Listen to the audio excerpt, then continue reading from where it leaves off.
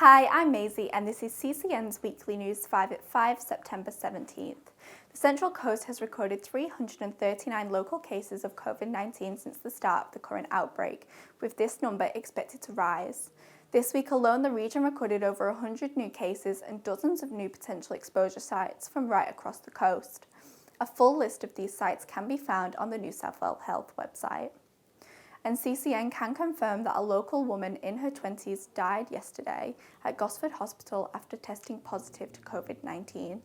New South Wales Health said she was a resident of the Life Without Barriers group home in Wyong, where she acquired her infection. We send our condolences to her family and friends. CCN can also confirm that numerous Sydney COVID patients have been transferred to Gosford Hospital for care. We can also confirm that in addition to the patients in the hospital, the Central Coast Local Health District is also providing care to approximately 200 COVID-19 patients who are self-isolating at home. This system means that patients can be transferred or redirected from the Central Coast to other public and private hospitals if required. And local MPs have successfully called on the government to brief them about the ongoing situation on the Central Coast. We spoke to the Shadow Secretary for the Central Coast, David Harris, about this. Numbers rising over the weekend and a multitude of exposure sites being written up every single day. And so what we've done is written to the Health Minister asking that as local MPs, in a bipartisan way, that we are briefed on the current response to the pandemic on the Central Coast so that we understand what measures the government are taking in order to keep our community safe. Local MPs have successfully called on the government to brief them about the ongoing situation on the Central Coast. Parliamentary Secretary for the Central Coast, Adam Crouch, has agreed to the request, and CCN understands that a meeting happened today with Chief Health Officer Kerry Chan and other health officials. Now over to Dave for more. This week, one of our journalists gained reluctant media attention around the nation and around the world for her frustration during an online media conference with Deputy Premier John Barilaro. Our colleague, Skaie Hull, expressed her frustrations about questions being avoided in a Zoom press conference with the Deputy Premier, not realising afterwards her microphone was still unmuted. The hiccup received plenty of attention. It was even reported in the UK's Daily Mail, it was on The Project, Sky News, News.com and Sydney Radio 2SM, among others. Tens of thousands of social media posts have resulted, most of them in Sky's favour. Sky has used the attention to appeal to politicians of all stripes and senior managers to be more open and transparent with local media. Here's a bit of Sky's interview. Locally, but I'm happy to have a look at that. I'll come back to you. Thank you. Okay, Javier. Told me that. Same thing, scared, hungry, freaking rumours. No. Good morning. Good afternoon now. Can you hear me? He turned his camera off on me. Sorry, I'm pissed off. He purposely did that. I saw him fiddling around with the thing and he turned the camera off when it was replying to my question. And that's why I said... Sky, we can hear all of that, and that's not correct. I didn't turn off the camera. I was actually trying to find the next question. So, Sky, we heard everything you just said. Disappointed, and everyone else heard it as well. Just letting you know. And then I guess I just want to say thanks, guys, for the support for, I guess, since last night, finding out my video went viral. To be honest, I'm not that fazed by it. I'm having a good laugh about it. So is everybody else. But it has really made a difference that you guys have all stuck up for me, sent comments, messages of support, the rest of it. And even seeing journalists that don't even know me stick up for me, it's just been really heartwarming because we do need these governments to have more accountability, regardless of what side of the fence you sit on with politics or even with, things like vaccine and the rest of it.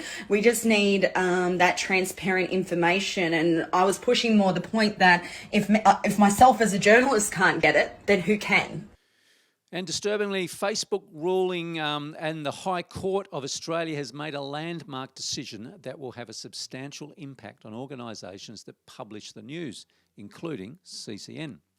Some of Australia's big gun news companies, including Fairfax 9 Media Publications, Nationwide News and Australian News Channel, went to the High Court to appeal an earlier New South Wales Supreme Court decision that found they were legally responsible for comments made by third parties on their social media feeds.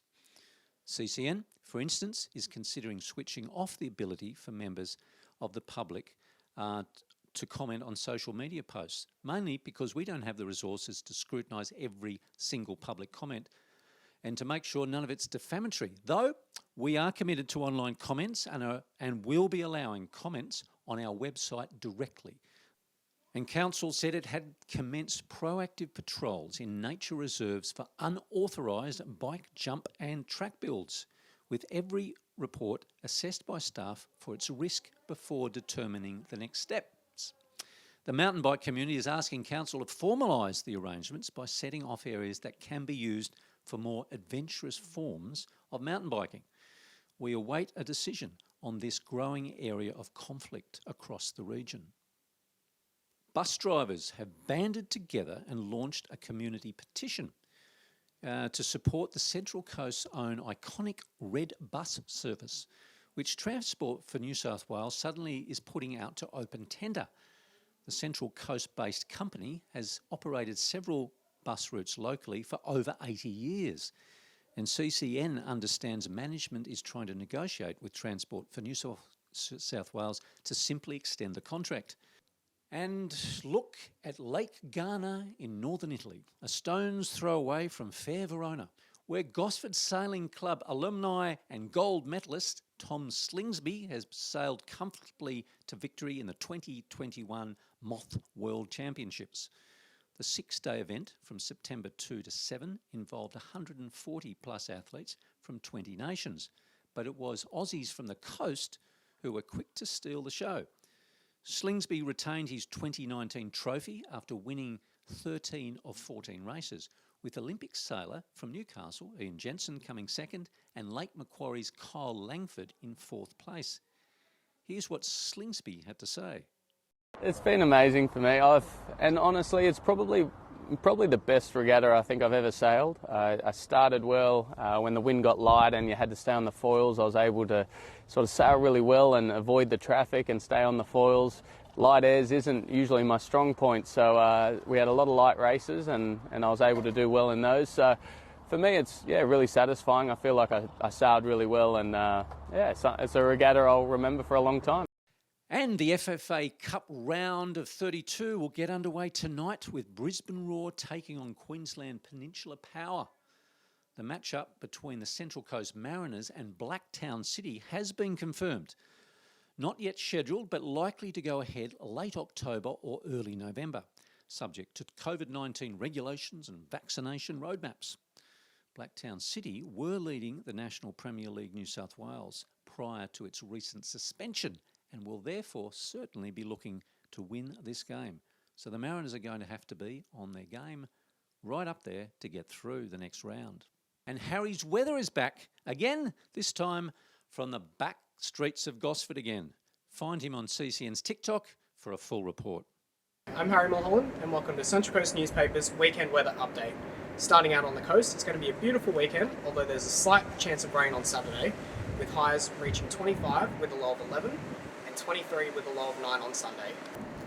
And up on Mangrove Mountain, the high on Saturday will be 24 with a low of 6, and 23 on Sunday with a low of 6. And don't forget to pick up your issue of Coast Community News, Coast Community Chronicle and the Pelican Post. Have a great weekend everyone and stay safe. All of these stories and thousands more can be found on our website without a paywall or in this week's Coast Community News, Coast Community Chronicle and the Pelican Post. Remember to subscribe to all of our Twitter, Facebook and Instagram pages for updates throughout the week, and keep an eye out for Skaie Hull's video updates. To finish off this week, we leave you with the official flag raising of Surf Lifesaving Central Coast. The beach is open for patrol this Saturday. We hope you have a fun and safe weekend, and we'll see you next week. Bye-bye. But today's raising of the red and yellow flags marks the return of our beach guardians this Saturday. Volunteers were kept busy last season, clocking up more than 9,000 patrol hours. A total of 40,000 preventative actions were carried out, as well as 645 rescues, including 18 lives that were saved at Soldiers Beach in November.